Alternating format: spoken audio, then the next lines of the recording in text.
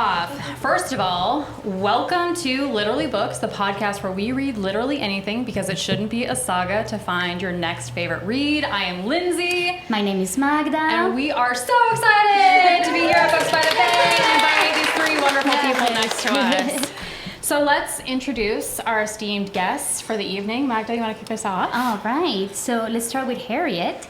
Harriet Ashford is hopelessly addicted to the second-hand falling in love feeling from reading and writing romance novels. She lives right on the line between Houston and Pearland with her husband, 2 boys, and a sassy blue heeler. While she works on your next book, Boyfriend by Night, she teaches by day, and if she's not at her desk, she's probably reading or hanging out with her favorite guys. Welcome.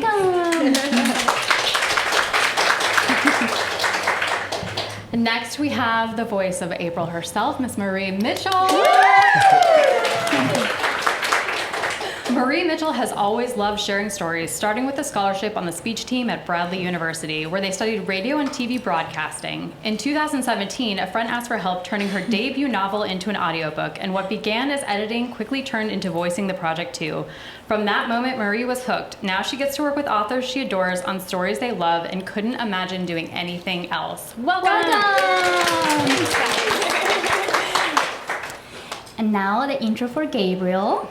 Gabriel Michael hails from Michigan and was born in Detroit to black and white parents. After moving around the Midwest, his family settled in Georgia. He began acting in Kennesaw Mountain High School, recognized in 2010 as the best high school for theater in the Southeast, with his first play being Great Expectations. This experience led him to pursue a career in acting. He studied theater at the Georgia Governor's Honors Program in 2009 and graduated from Georgia Southern University in 2016 with a VA in theater performance and journalism.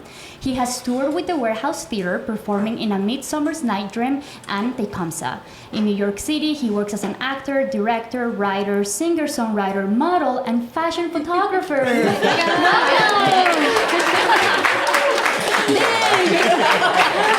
we should just leave it at that. Between those 3 bios, we did a triathlon. You guys are busy and I'm tired on your back. And we do a podcast. Yeah. That is it. Well, to start us out, we typically talk about what we're reading, but we would love to know what each of you are reading, or just any art that you have watched or seen or been a part of that's inspiring you right now. Marie, you want to start us out? Go ahead, Marie. I'm reading The Butcher. I just forgot the author's name because spotlight. But it's a thriller where they kind of get the whodunit in the second chapter, and then there's a lot more twists and turns along the way. So. Ooh, perfect for spooky season. Yes, exactly. I'm reading A Flair for Trouble by Kristen Bahls, and she's also another podcaster, and it's her debut novel, and it's about teachers, and it's a little cozy mystery, so yeah. Ooh. I'm reading Lord of the Rings for the first time. Oh, wow! Yeah. I've always loved the movie, so it's like time to read it now. But what's inspiring me is like reality TV. I love Island. So that's my new obsession. Oh, love that. Magda and I have argued about this before because she is classy and hates reality television, and I love it. No. I live through peak reality TV, like Jersey Shore. Nothing will ever top that. Let's make that clear. That was peak cinema right there. We weren't joking. We read literally anything, we watch literally anything, we love it all. And reality TV tops the list. It's good, yeah. I just finished reading a book at recommendation from Lindsay, The Compound, if you guys haven't read that, and it's about a reality TV competition.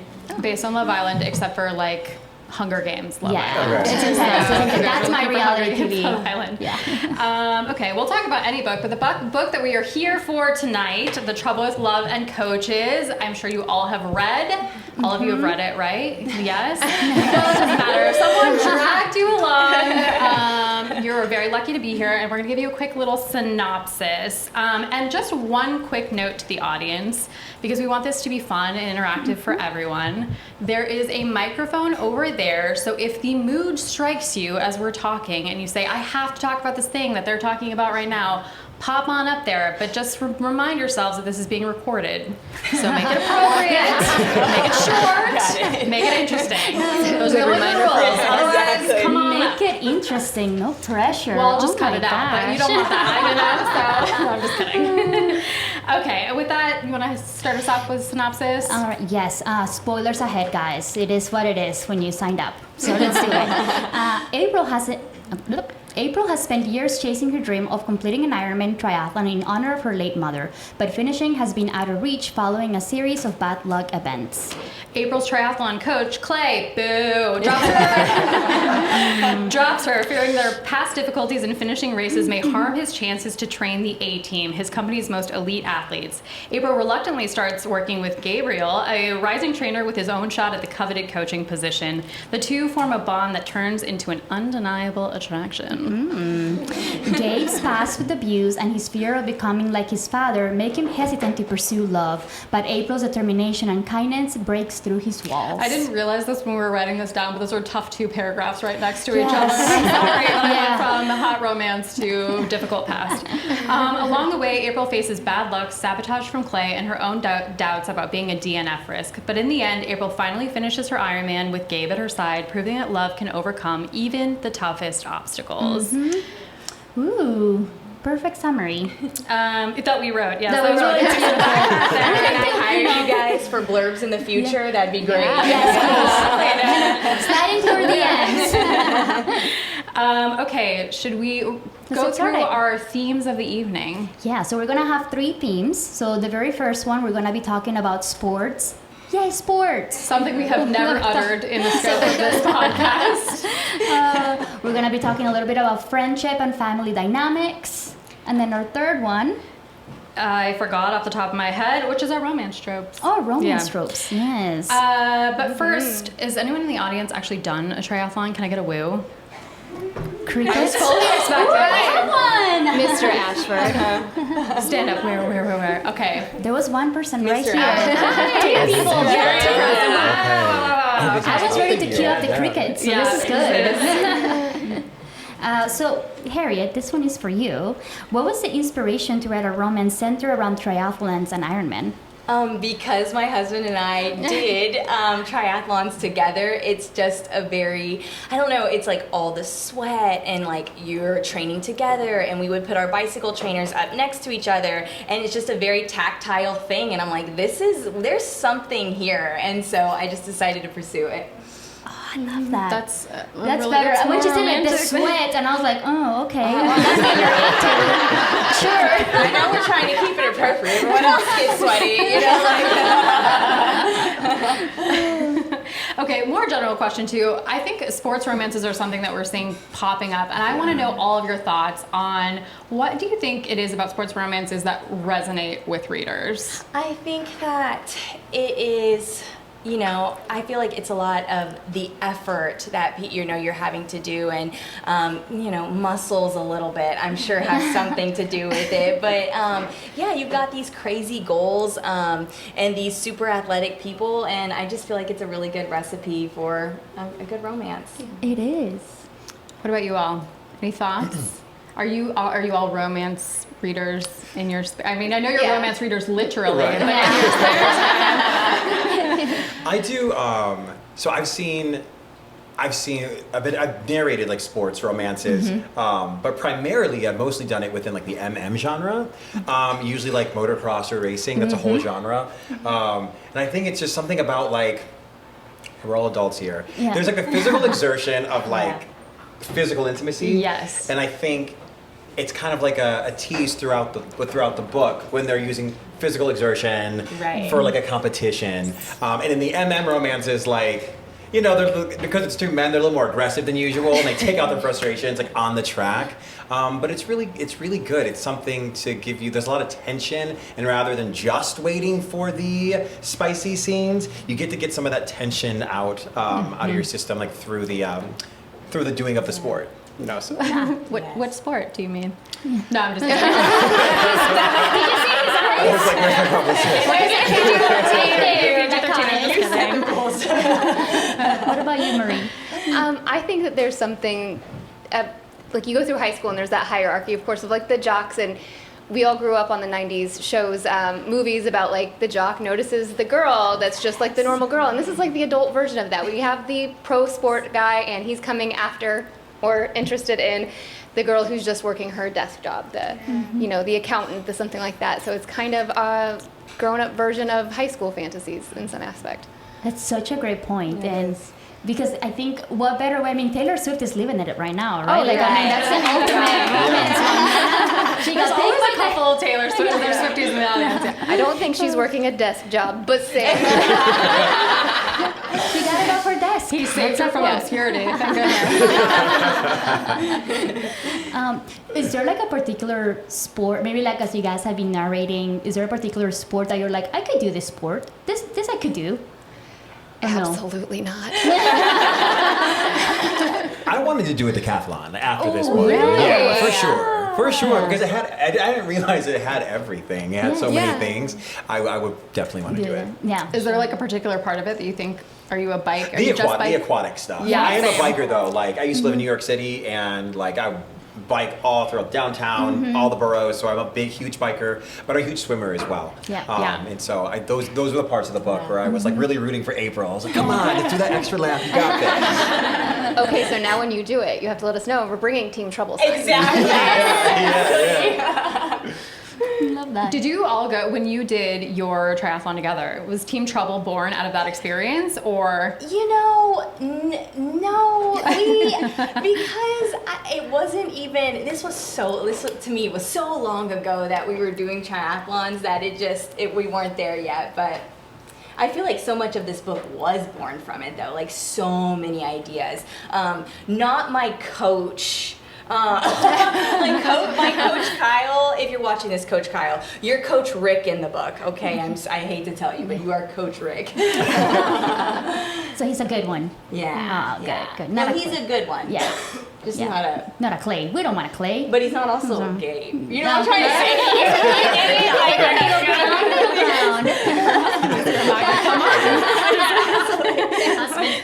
Cover your ears.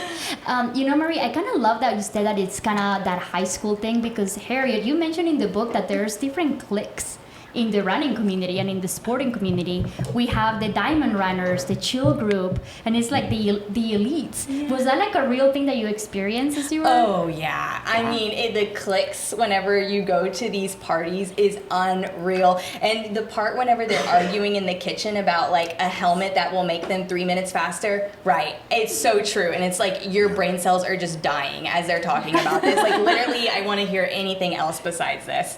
Yeah. I mean, and the level of commitment, I believe at some point Gabe was like, well, I'm glad that I didn't have to ride a quick 75 miles today. It's like, oh my God. Okay, It's sure. intense. I'm glad I made it to my door today. That's the level of effort I want.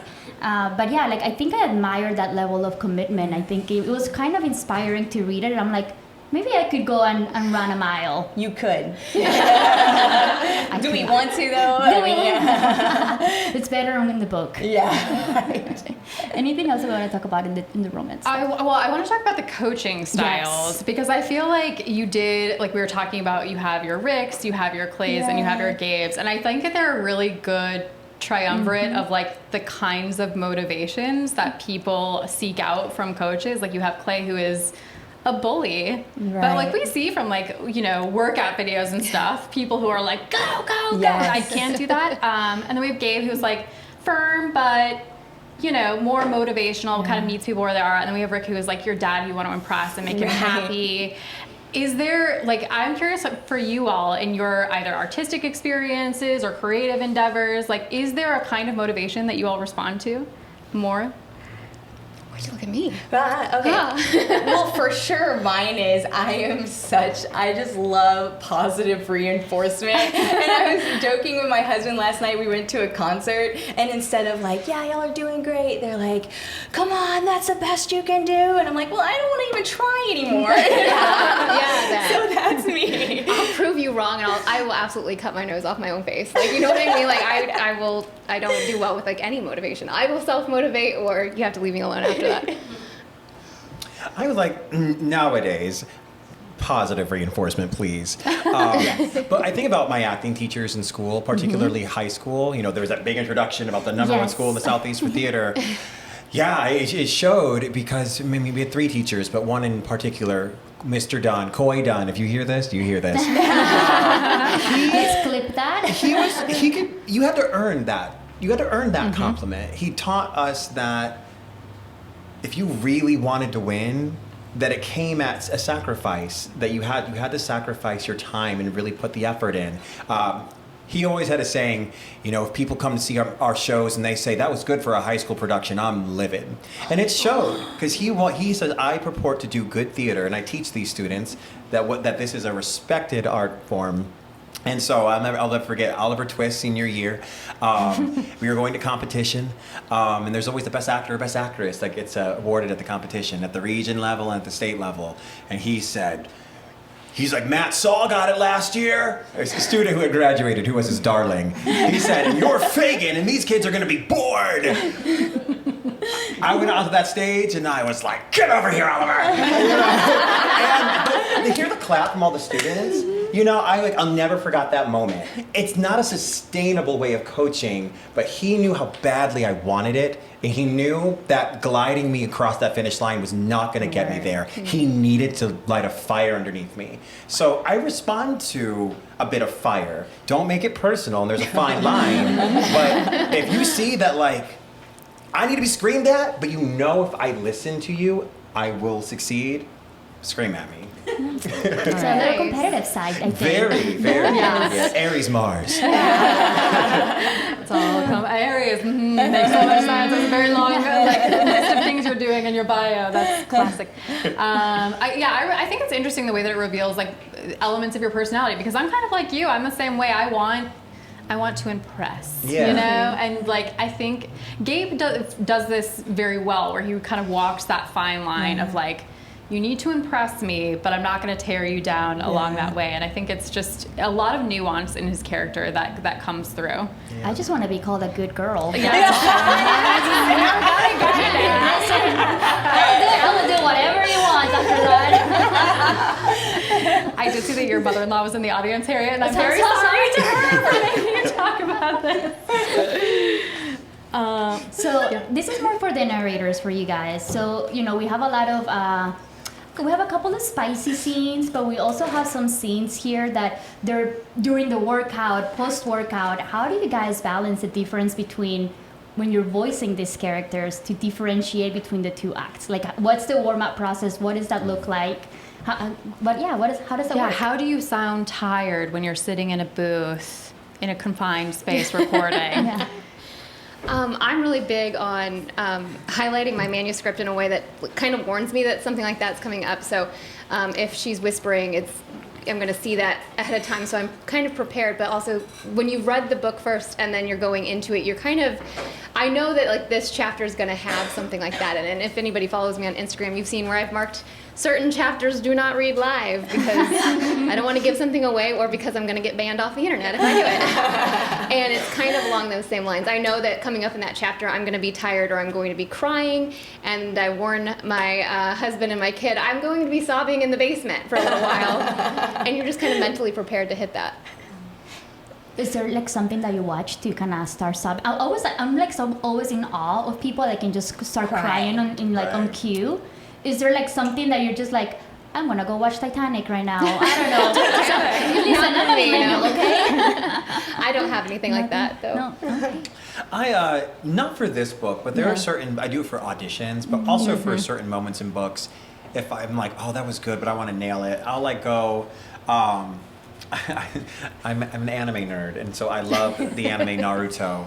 And he did such sad, beautiful music in that show. And once I hear those violins, it'll get me there. So that's if I need the prep. I love it when there's physical actions behind it, because I do the same video game work and animation audition work in the same studio, and that's what my early mornings are filled with, doing those auditions. So then when I get into the long form narration, I'm already a little bit more active, because I've been screaming, I've been playing a kid, I've been playing a soldier in war. I've been practicing Zayden. And so I lean into it. It's really good that, especially the romance genre in particular, has evolved to where listeners and the publishers are inviting that type of storytelling. Because it used to be that if you were an audiobook narrator, they kind of just wanted a voice of God, neutrality all throughout, even if it was first person, you didn't show a lot of emotion. And there are certain books where please give me that. Like sometimes I want that stark kind of background noise kind of feeling. But for romance, what's really, I think, putting books in people's hands again is the immersion and feeling like the reader is there. So it's like, I'm happy that I get to do that for you guys, that I get to lean into, the groans, the moans, the pains, the yells. We're going to talk much more about that in a moment. Please hold. We're getting to romance next. But before we do, just to round out our kind of sports talk, I still am finding that strange. Go sports. Yeah, go sports. Okay, so a big part of this book is April's struggles with the DNF, not finishing races, some of which is maybe contributing from her mindset, but also a lot of it is just like external circumstance. Did you draw from your experience with writing when talking about that? Your eyes are closing. Please speak more about that. So I'm trying. I don't want to make this a really long story, but I mean, it's a podcast. We'd love that. We'd love a story. Essentially, we were training for an Ironman, and we were working our butts off, and it was so much. And I had a 1-year-old at home, and it was insane. And we got almost ready to do it, and COVID happened, and all that training went to nothing. And it's like, okay, it's okay. The world's gonna come back together. So I trained and I trained and I trained, and it got canceled again. And and it's like hours of your life, and it's just so much. And so we did it again, and we trained again. I got canceled a 3rd time, and it was just like this, the world doesn't want me to do this, and just got so frustrated, and we said we're doing it on our own. And so without doing an Ironman, we did the 140.6 miles on our own. But I can't ever say I did an Ironman. He can, but I'm not an Ironman. But I did the 140.6 miles. It sounds to me like you did it. I'm sorry. This is officially, it's recorded. Yes, we'll tattoo you after this is over. It'll be fine. Yeah. How did you reward yourself when you finished? The tattoo. Yeah, I just didn't get the M dot. That's kind of like with April when she got her butterfly. I wanted something to symbolize it, but I didn't do the actual Ironman, so I just got something else. Yeah. Did your toenails fall off? Mine did not. They did not. Yours didn't either, did they? The toenails really stuck in your brain, Magda. This is something that was an image that I really... pulled it out multiple times in her notes. It's a big thing, and I remember when I was training, there was one long run, and I'm like, I just know I'm gonna pull off my shoe, and it's not gonna be there. And it was fine. Sorry to gross y'all out, but you asked. I did. I'm gonna have nightmares about this. It's not gonna be teeth anymore, it's just gonna be toenails. I got to keep mine, but... This was not the trauma in the book we were experiencing. The toenails Moving really on. did something. Does anybody have any questions around the sports area before we jump into the romance? No? All right, I think let's... Oh. Did you win Best Actor? I nodded the region and I cried, Aww. but then I got at the state. Good question. We love that. I was happy. All right, so let's talk a little bit about the romance and our tropes. One of the things that I love the most about this is that we truly see that April and Gabe have a lot of things in common here. So we can kind of see they have the family values, the trauma, sports, or goal-oriented. They love animals, so thank you for putting that in there. Really appreciate it. But that was just so nice to see because we don't often... There's been a couple of romance books that sometimes I read and I'm like, they don't make it. That's it. Like, I know you're telling me that, but they don't make it. But this one's, yes, they do. Good. So thank you for doing that. You're welcome. Yeah, what do you look for when you're writing your characters out? And then we're going to ask you too this very similar question. What do you look for in building chemistry between them? Like, what is your signal that you have two characters that that are going to make it once the book ends? Really, honestly, it's just a lot of writing and failing, and they no, this didn't work. No, try again. It didn't work. And my beta alpha readers in front row, and she can tell you, like, there's so much where like I write and it does not work, and then just eventually from rewriting and working, it just does. I don't know. It's just a long process, and it's one of those things where I think I know the characters and I don't. It takes me months until I figure them out. Do you feel it? Is there something that happens when you're like, I've got it? Yeah. Usually it's like I'll read it and I'm like, no, again. No, I'll read it and this is not it. And then eventually I'll get to the point and I'm like, there's something here. There's a spark. Yeah. And like if I don't have butterflies, my readers aren't going to have butterflies. And so I just have to get to that point. Is there just like a sign, or is it just like you just feel the No, tension I don't know. building? It's just, it depends on the character. Yeah. It's just, it's I don't know. There's not like a specific sign. It's just a feeling. That's it. Yeah. And for you, the narrators, how do you build up like that chemistry and tension when you're trying to do like this dual POV in the books? How do you make that work and make sure that the chemistry is there as you guys are recording? It can be hard. In this one specifically, I actually went and listened to some of your work that I hadn't before, because I feel like, especially when you're the voice of the book, the overarching narrator, the he said, she said can be where you lose people, because it can feel very choppy. So getting a feel for how Gabriel would end his sentences and stuff like that lets me step in a little more naturally, but it also preps you as like actor to actor, like you feel like you know them a little bit more, and maybe you can simulate that chemistry even though we're not in the same room at all when we're recording. Oh, wow. Yeah. It's an intimate dance with you and that microphone and that text. Be so locked. I don't even bring my phone. I love being on my phone. I don't even bring it anywhere into the booth at all. My friends can't believe it, because I want tunnel vision. I want to be so locked in. Sometimes you get so locked in you forget that you're even doing another character, like a woman's voice. Was this one duet or dual? Duet. It was duet, so I didn't do her voice at all. We just rapped. There's a lot of information up here. But like whether you have, I've done audiobook narration where I'm trying to establish that chemistry by myself. I've done it where there's another person live in the booth with me. When I do graphic audio and I do Fourth Wing, Kaya is not in the booth with me, but she's on the call with the director, and we are having that dialogue like that. You have to listen, and you have to even listen when you're by yourself. Listen with a different sense, if that makes any sense. Stella Adler's always like, listen with every sense of your being. And that's what I do. Like,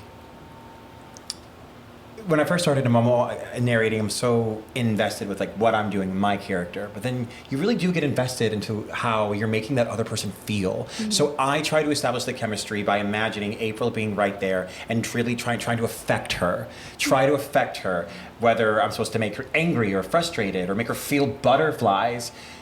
That's where all my focus is going, and it's such a start. It's a small change, but it's a big difference when you're just focused on you versus how you're trying to establish the sense of the other. And that's what I do. And but I'm really honored that you did all that homework. Thank you. And it does. I got to listen to. I'm about like halfway done with listening to it together, and it sounds like you're right in the room together. It is so good. Yeah. When you're all doing the lines for like a duet, are you able to listen to the other person at some point and maybe have to like re-record, or no, that's it, it's just that pass? And if there's something that's messed up, like the engineer would let us know. If we had really like responded to a scene in different ways and it needed to be corrected, they would let us know, but we don't hear each other otherwise. Yeah. Is this the first time you all are meeting? Yes. You look just like your pictures. Even better. Romance part of it, but it's kind of what the voice narrators were saying. So do y'all like, when y'all get a book, in any book, do y'all just like read the whole thing? Do you read it a piece at a time? And then like do you go back and read? I'm saying, how do you prepare to read those parts? Because obviously you have to get in character. Yeah. I was just curious how y'all do that. So I'm just going to repeat that back just so we can make sure we, the question was, how do you guys read the content in advance and how do you get into the character? I was spoiled on this one because I started talking to Harriet before she was really fully to the audiobook stage, and so I had read the book because I bought it from you on TikTok, I think. And then she sent me the manuscript. So my process is always doing like a full highlight. I have a little app that I use. Each character is going to have their own color, even the characters I'm not reading, and then also like the words that I want to hit hard or what's coming up in this chapter, and it gives me time to really think about what I want each character to sound like.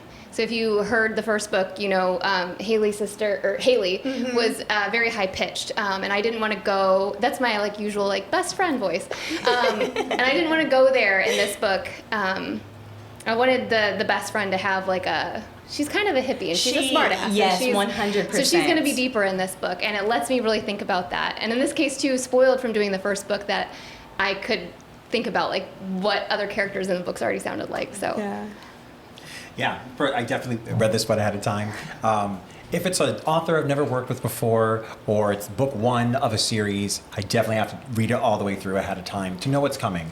But truthfully, when you are in such demand, you don't even have to be in demand on like a major level. You don't have to have a Zayden Ryerson to just feel the overwhelmingness of this job.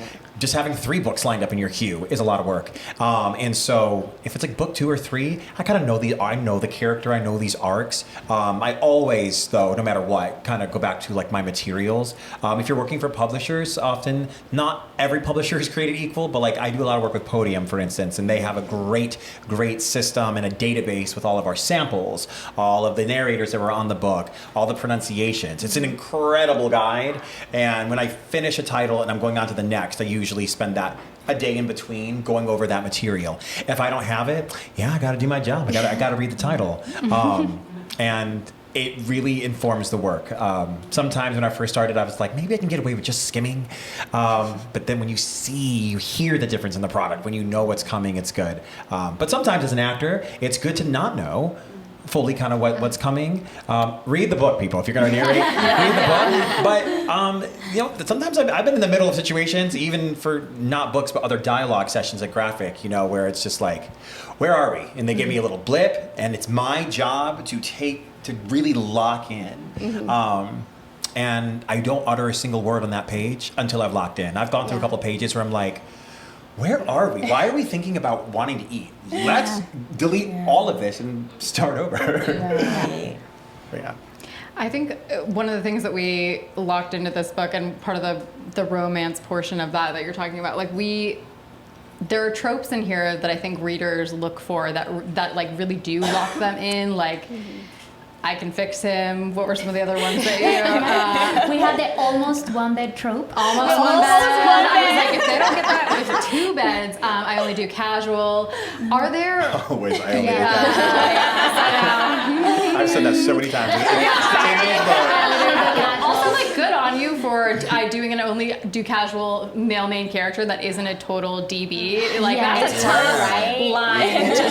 Yes. Are there ones like as actors in this space or as a writer that you feel like, oh, I'm so glad I get to do this, that like really draw you in, you feel like you relate to more? Oh, you were like very much nodding right now. You really want to know what this is? I just, you all gotta help me with the tropes. I'm like getting into the community. I just like the is it a trope, the like, here, let me help you, like trope. I love. It should be. I love things where there's like a procedure. Like my favorite things, like for instance, is Zayden. My favorite thing is like when he's sparring with her on the mat. I love that because he gets to be sexy, but also tell her what to do, but also help her. All of that. And so the moment we got into like I saw where it was going, of course, when he was just like, maybe I'll take her under my wing, and I'm like, men love to be helpful. They love to be helpful, and I get butterflies in the booth where I'm like, ooh, April's gonna be so excited. Right? She's getting the best teacher, and I get to be that teacher.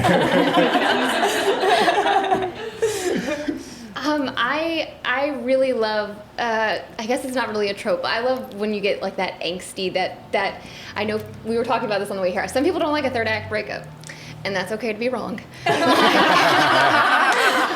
I'm not always here for like the miscommunication trope, but I do in general love the 3rd act breakup, especially narrating, because you get to do that gut-wrenching, gut pull, and oh, it's just so good. And wait till y'all hear it, dude. In this one, I was telling her, I'm like, I know my book inside and out, and I'm like, they're not gonna affect me. And I'm sitting there crying when she's like, yes, so good. Both of you did so good. But I guess to answer the trope question, it's always, I just love hurt comfort. I just love it. I love it whenever they're delicate and sweet with each other, and just, you know, like there's so many times in life like you are going through it, and like to have that person who's gonna pull you through, yeah. You know which one I loved in here? When it's like, I'm just gonna give you a massage. I'm sitting down, I'm ready for you. So thank you for including that. You're and welcome. I'm curious to see how you guys Poor Trevor. narrated that. Oh, just Poor Trevor. I also would like to add, like, I also just love a good like MC that's got good baggage. Like, Yes. like the more baggage, the real baggage. Because, you know, we've heard it before where it's like, one time this girl like broke up with me when I was in 5th grade. I'm like, that ain't baggage. Yeah. Dad putting his hands on mom That's baggage. is baggage. And I love it. Give me the baggage. Give me the reason for why he's so damaged. So thank you for doing that. And for both of them, right? Like I think both of them have some Yeah. real trauma. I always try to have, there's just something in there that's like, this is why they're messed up. Like, because it's us. I mean, it's so human. Like, there's always something that is like, that's why I'm like this, you know? Yeah. It's reality. It's Yes. real Yeah. life. Yeah. And this is like a perfect transition into family and friends. So, you know, talking a little bit about April's mom and the real heartbreak of she had survived chemo and then she just gets run over or like gets into a car accident. That is just like, I cried. it's That was ironic. messed up, right? Yeah, that was. Why are you so cruel? I'm Harriet? sorry. Well, my childhood. No, I'm kidding. Yeah, I don't know. I just, you know, it's one of those things is, it's one, like I'll usually have an idea and I'm like, okay, yeah, that kind of hurts. And then I'll think about a different idea and I'm like, that's so messed up. And I'm like, I have to put it in there. There was I don't remember who it was on TikTok, but she referred to her books as rom-troms, and that is now what I think. They're not rom-coms anymore, they are rom-troms. I started to think like I can't market these as rom-coms at some point. Like I've got to stop because it just keeps getting worse. There were definitely text messages going back and forth between us when I got to the mom letter. I still can't read that part without crying. And so when you get to that part, I'm actually like sobbing in my booth and also texting her and telling her she's a terrible person. I love your relationship. I love that. But it makes the romance feel like more of a payoff, right? Like if the road to romance is really easy or is filled with obstacles that the characters put in their own way, like that's not very interesting. That's why it's so affecting. And I think that you did a perfect job. Now we're just gonna brag on the book for a minute. But of like weaving in little nuances of the character, like why is April so superstitious? If you had that happen with your mother in such a traumatic way, like you're gonna feel a little superstitious. So it's just a beautiful part of the book, and I think we have to talk about Gabe, I think, for a second, because the thing that traumatized me, but in the best way, is the conversation with Gabe and his mom. Yeah. Such a moving moment. It is a moving moment. Can you talk about your experience of reading that moment? Yeah, like parent stuff is always gonna get me emotional. Yeah. Dad stuff, mom stuff. Love my parents so much. That was a moment. It's not one of those moments where you're narrating, but then you kind of have to like you have to pause because you know the. And I read the book, so I knew the information was coming. I felt him. You know, he's coaching April through this journey, and me as the narrator, I'm taking my mindsets in that direction as well, where I'm thinking about April, trying to affect April this, and then there was that moment where he's actually really, you know, talking with his mom, and it's like I also locked in at that same moment of like, okay, this is not something you actually have to share with April. That's a weird way to put it. You don't have to be gallant for anyone right now. Yeah. You need to be gallant for yourself. Yeah. Have you ever been on this topic? And I was really happy to have that in there because I knew already that April had a situation with her mom. Talking about how characters are similar earlier. It's just a generous thing to give. It's your story, but having me tell it, it's so generous for us that we get to do that. I started crying a lot. You know, speaking of like other friendships, I think we have to talk about Chuck, the dog. And I think it kind of makes sense that Gabe took him in because of his past trauma. He feels like he's rescuing something when he needed a little bit of rescuing himself. So that was really sweet. Was Chuck always originally intended as part of the story, or did he come after? Yes, Chuck always was, and I don't really know exactly where it came from. Like, I know my mom had a pit bull, and she was just the sweetest thing, and like, they just get such a bad rap, and you know, and then just having this animal who is, you know, people are afraid of it, and it's supposed to be violent, but it's because they've been abused, you know? And so him being able to connect with this dog, I just thought it was a good thing. Yeah. Such a parallel for his life a little bit. He needed a little bit of rescuing from April. Yeah. Oh. I would get very, very sad whenever he would just, in the middle of like a paragraph, he'd be like, yeah, I'm probably gonna get rid of Chuck. And I'd be like, no, we're still here. Because when things would be falling apart with April, I'd be like, you still got the dog. You know? And depending on how he would feel about keeping the dog or not, would be the clue as to, is he gonna make it out of the other side of this on the right path? Yeah. I feel like Johnson didn't get enough attention. In book 3, y'all. Don't worry, Johnson galore in book 3. Love Chuck, but Johnson is the sassy wiener dog we all need in our lives. So, Should we move on to some audiobook specific questions? I think so. Okay, because the reason for the season is that the audiobook has just recently been recorded, and so we want to ask you some questions. I know we've talked about this a little bit, but some experiences that you had while recording this. Harriet, when you were writing this book, did you have a vision for what the voices sound like? Do you have an internal voice? So, this is so embarrassing to say this in front of you, but I was listening to Fourth Wing when I was drafting Trouble with Love and Coaches, and they're not, Gabriel and Xaden are not the same at all, and like, I think we can all recognize that. But there were so many times when I would see if I could picture your voice as Xaden, and I'd be like, okay, would Gabriel say this? And then again, I had to like change it so much, but it like had a huge influence on the book. So yeah, That's great to hear. She manifested you sitting in the seat right now. So I do want to be clear, like, I'm sorry, Gabriel was not named after you. I had to name Gabriel. Like, that'd be like a whole other level of weird. And there's a shrine in my house with your picture on it. Did you have a "is this play about me" moment? Lock that door over there. Yes. Don't let him leave. Yeah, so anyway. Was there a particular scene that you wrote that you were kind of nervous to hand over to them? All of them. Like, I mean, I love them so much. And, you know, like, in Marie, like, she's a rom-com goddess. And I just, and I know, like, you love me as a friend, but, like, I just think you're so talented. And so both of you just, like, working with my book, it's almost like I hope it's good enough, you know? oh, it's more than good enough.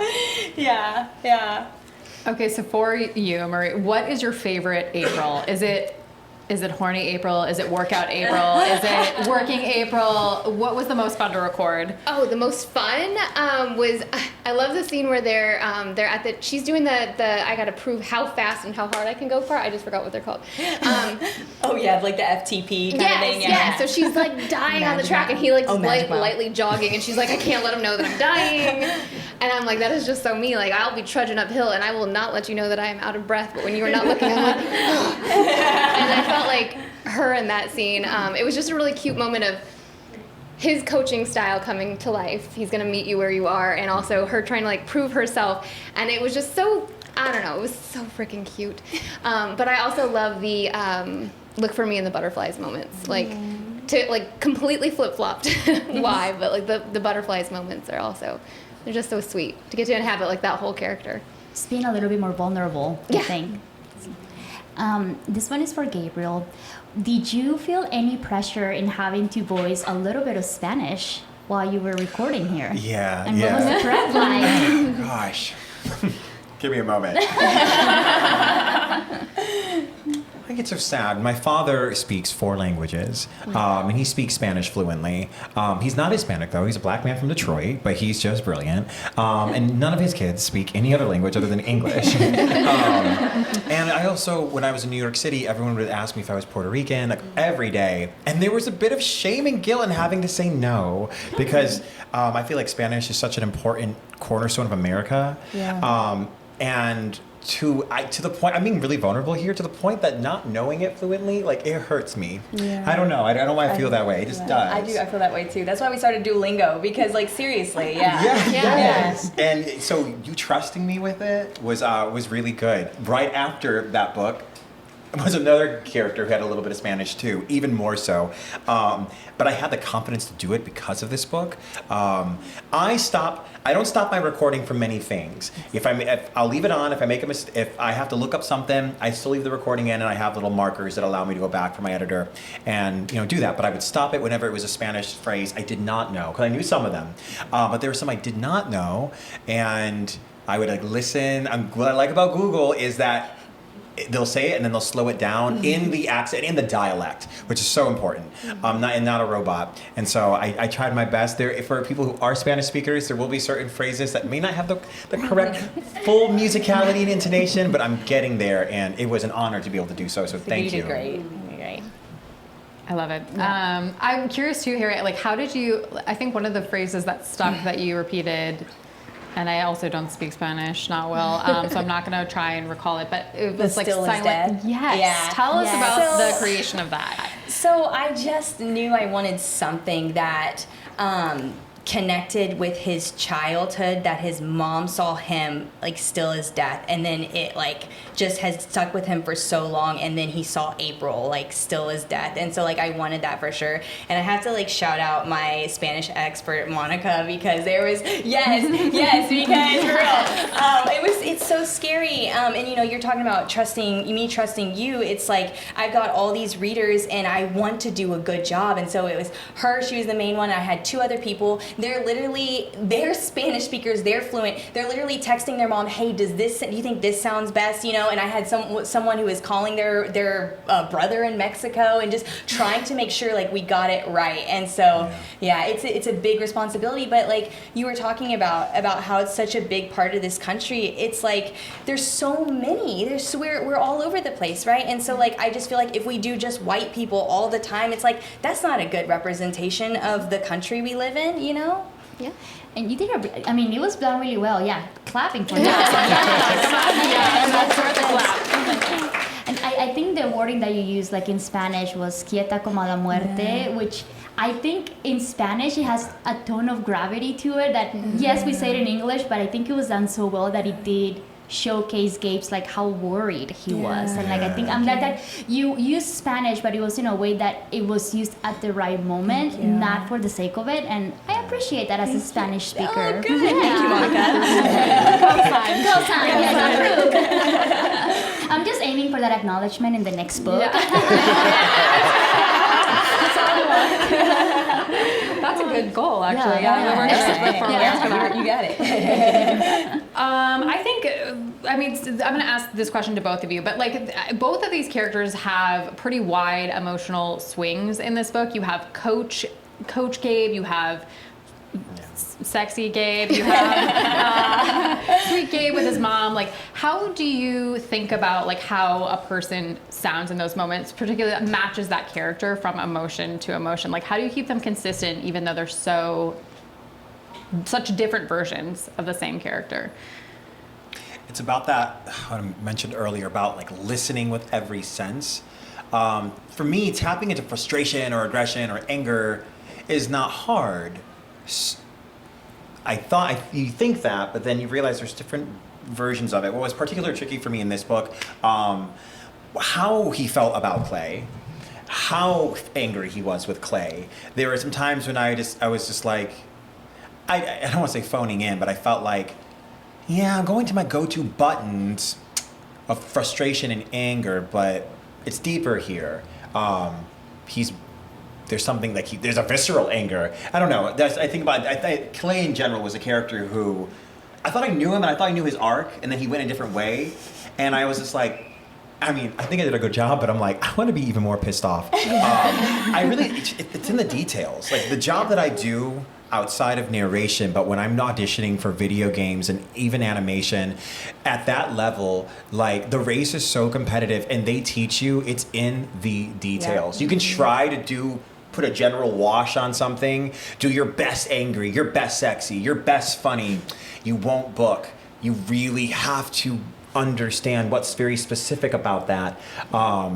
And your book read so well. There weren't too many moments where I was like, where's this emotion? Because there are times where authors you'll be like, okay, where are we now? You can't judge the work. You have to take a step back. But this one, I didn't have to. Like the chemistry, I can't wait to hear it because it felt like so good. Like you had tension and release all throughout these little scenes, and like that helps me. Like I get in my body. Like I know when I'm locked into that character's specific emotion. I'm taking up so much time. I know I'm like locked in when I feel my own body like tense and then like release when the release happens of things. But it's concentration. So anyone who wants to do this job and you want to do a good job, it's you and that text and like meditating on that text as you're telling that story.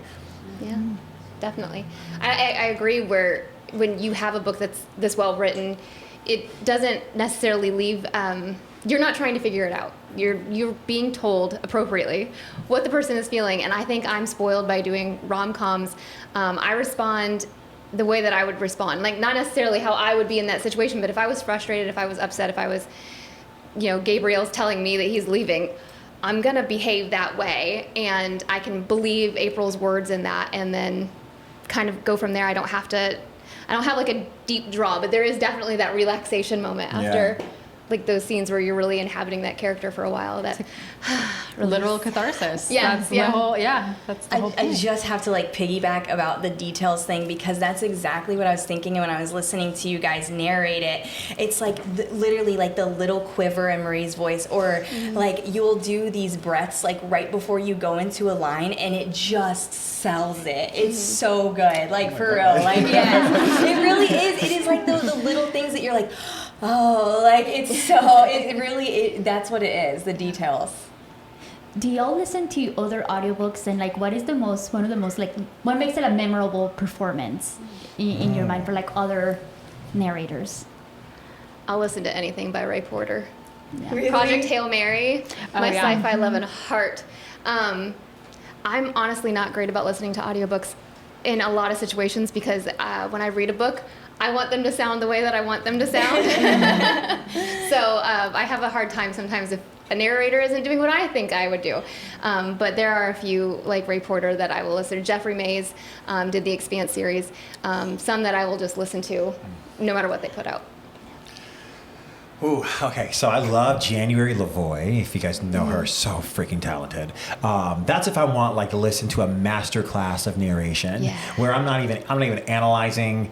I'm not even thinking like we're peers. I'm just like, whoa, you're incredible. That's who I'll go to. But Kaya Freites, who plays Violet Soaring-Gale, we're really good friends. And one thing, I wish she was here right now so I could brag on her. One thing I really like about her narration for that character, and I try to incorporate into all my work, is she's so free of style. You'll listen to a lot of theater people, a lot of audiobook narrators are coming from a theater background. Not all, but some are. And that sometimes helps with the storytelling, but it can get in the way of the storytelling because different theaters teach different styles. And when you start hearing all these different styles on your modern book that you're wanting to sound just like TV or a movie, sometimes that diction can like really get in the way. And Kaya is theatrically trained, but she was able to get out Violet's most difficult emotions so simply, like it was effortless. Such a lack of Kaya's great craft, but such a lack of craft. She doesn't get caught. She's doing the same tricks that we're all doing, but she doesn't get caught. And I always ask her, like, what do you do? Well, she's an Aries. She just hits go and she just tells the story. And there's a lot that can happen in between you intellectualizing, getting the thought in your head, which is the words, coming up with something, and then when you speak it, in that moment is where the action happens. You either do something very incredibly useful with that that split second before you speak, or you get in your own way. And I feel like I urge you to listen to Fourth Wing again, and listen how she doesn't try to.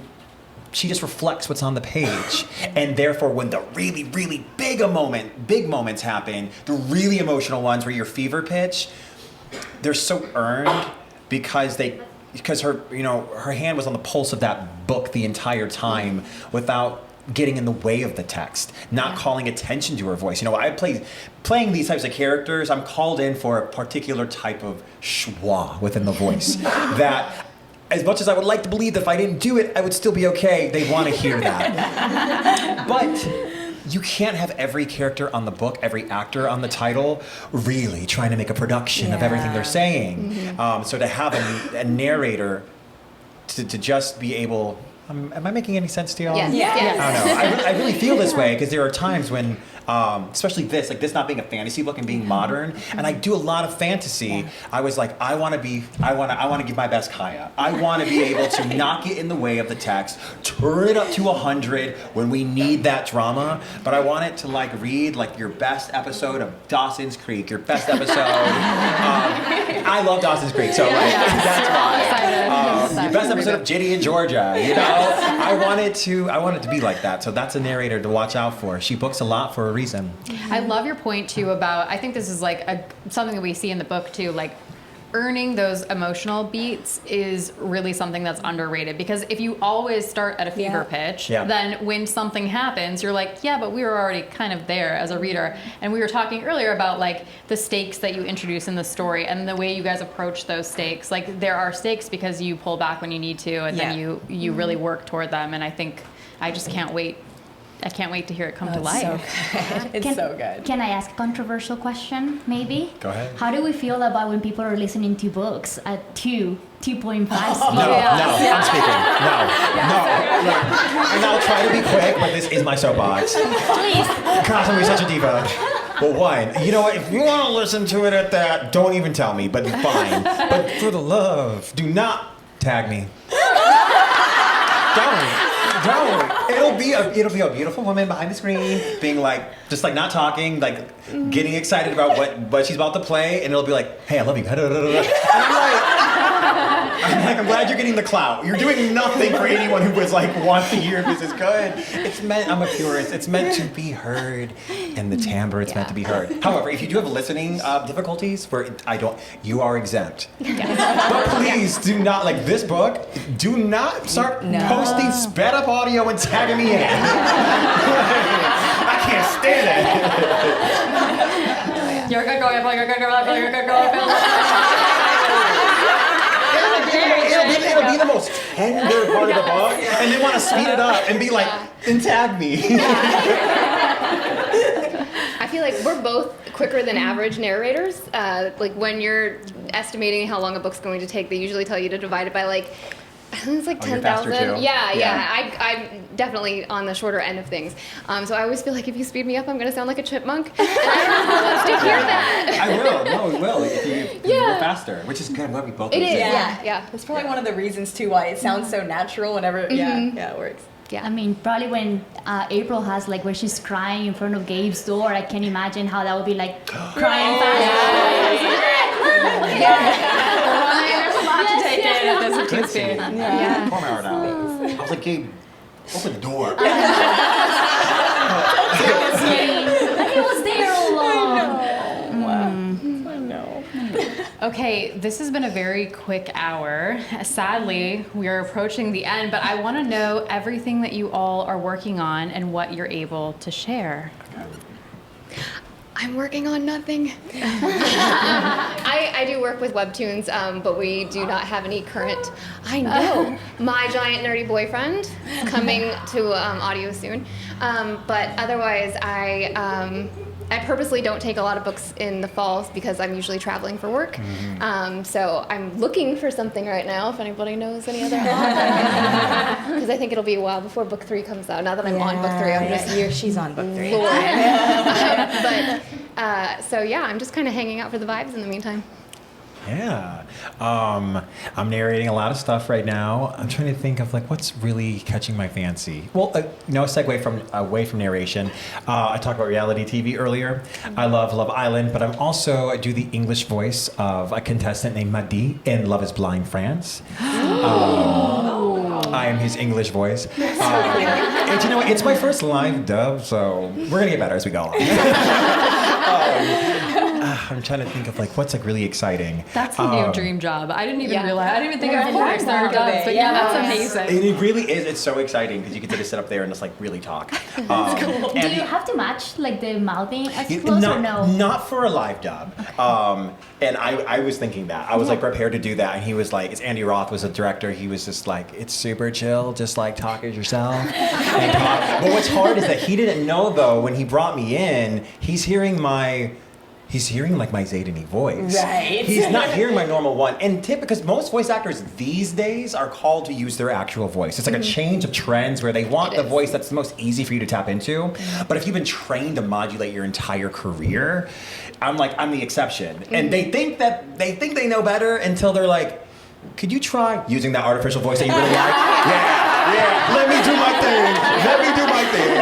I'm different. But I cannot say, but there is some exciting Fourth Wing news, audio-wise, that you guys haven't had yet, that you guys have been wanting for a while. That's all I can say. That's coming. Yeah. Nice. And we've got book 3 I'm working on, and it's going to be Trevor's story. So We like Trevor. We're so excited. Do we want to ask a couple of the audience questions that we have? Do we have time? We can do one really quick one, maybe. One? Okay. Which one do we want to do? Okay, so we had a couple of online submissions for questions. Let's do Caxolin. Is there a role you'd love to get to speak and bring to life? We like to end with a hard question. Yes, that's how we do it. Dream yes. role. I'm Yes. guessing it's maybe Magda from Love Island, France. It's still over across the ocean. I love Great Expectations. In the bio, it was my first Yes. play. I read it every year. I was actually practicing in the booth the other day, doing some Pip stuff.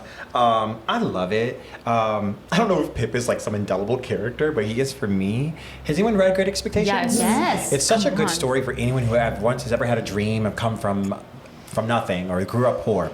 And I grew up, we didn't have a lot of money.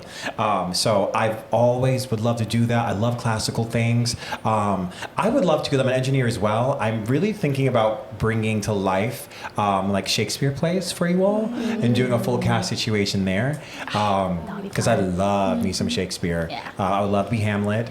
I would love to be Romeo. Yeah, that's how I'm feeling. There's an art to be able to do that. Yeah. And make It it really is. understandable for the audience. Yes. Yeah. A drama teacher asked me last year if I could record she gave me a Romeo monologue and she wanted to play it for her class. That's cool. Yeah, cool. I play it every once in a while and it brings a tear to my eye. Yeah. I love that.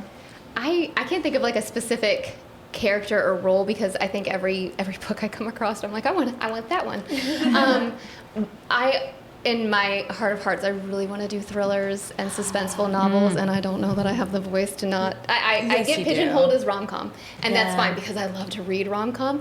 But I would love to do something scarier or darker. Or, You totally could. Yeah. I think it'd be Yeah. amazing. so sweet. I know, somehow it's like a true. sweet voice and a thriller is. More I straight. like Yeah. that tension. Yeah. I was in a class where it was promo, and there was one girl in particular, and she was like a really pretty girl, and she had kind of like a voice that was like kind of yours. It was kind of sensual, but that's like what they wanted for. And it was in the promo. That's important was for Criminal Minds, and she had the best read of the class, and she didn't have like a really like authoritative like voice. You know, she Yeah. had more of like a sexy voice, but it was like really good. It's encouraging. Can I ask one real quick? Yeah. One, for Harriet. come on up to the mic here. Okay. One quick one. Sorry. We have a timekeeper that's Yes. giving us They're eyes yelling over at us. here. Oh, you are. You guys are too And interesting. we just had a changeover of a big administration changeover. So, in your characters, do you ever put some of your coworkers and stuff in your character? You know, like let's be real, we all have a Clay in our lives.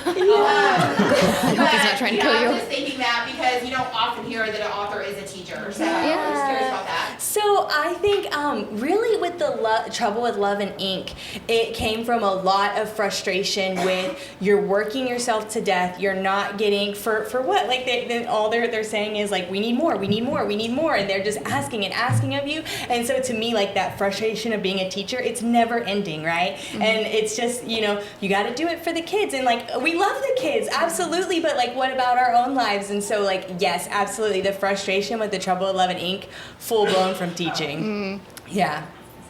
Love that. Thank you so much for that question. Yeah, great question. And I think that's a perfect place for us to wrap it up. It's been such a pleasure to talk to the three of you guys. Thank you so much. Thank you, Gabriel. Thank you, Marie. Thank you, Harriet. And thank you to Books by the Bay for putting on this wonderful event tonight. Yes. Yeah. And thank you to the audience.